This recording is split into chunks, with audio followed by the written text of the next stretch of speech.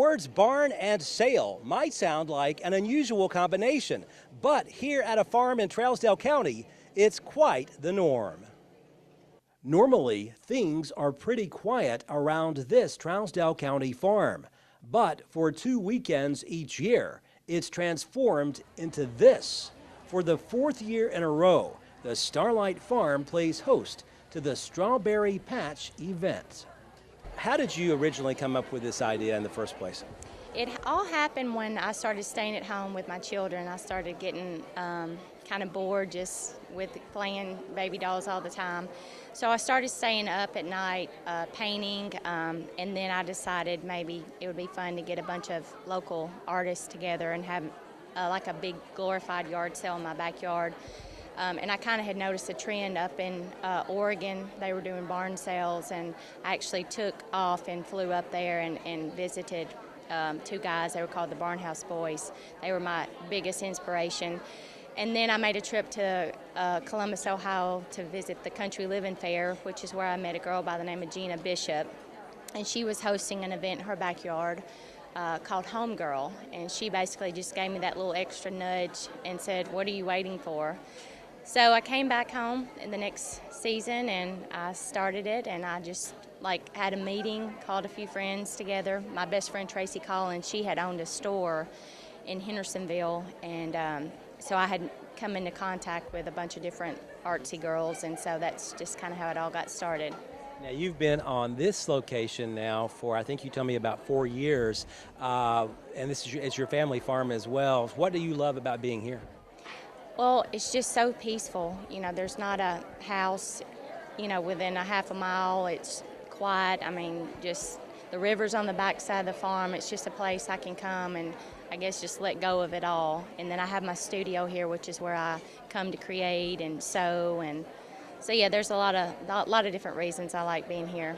Yeah, this is my first time here, but for somebody else like me who maybe have never been here before, what kinds of things can they expect to see when they come here? Well, I typically have 50 to 60 handmade vintage artisans that come from all over the United States.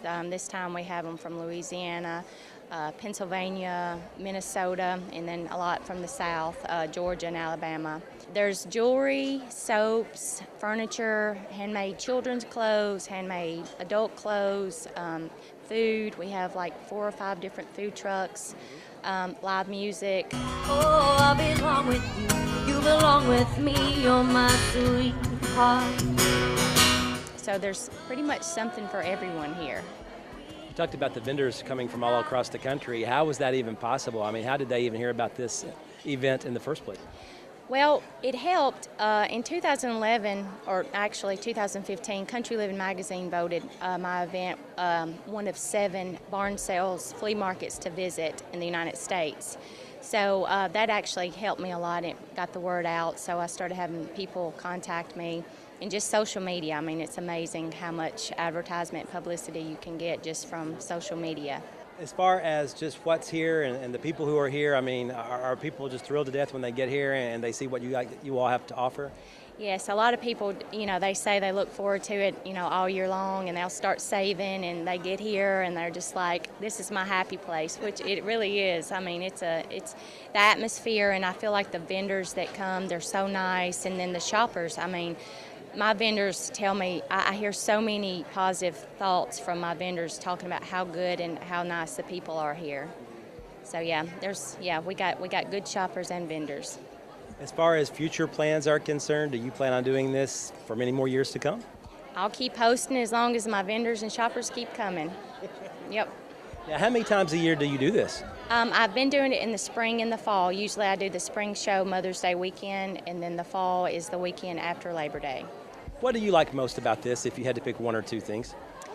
I think it's just being able to get with like-minded people that are creative and that just enjoy having something that's unique and handmade versus just something that's mass-produced. And just getting together and tossing around ideas and just having someone that you can just directly relate to. There's no question that all these people can relate to each other's love for handmade items. They also love the chance to get away from life's struggles and enjoy a day or two on a peaceful, scenic Tennessee farm. Reporting in Trousdale County, Barry Hyatt, NCTV.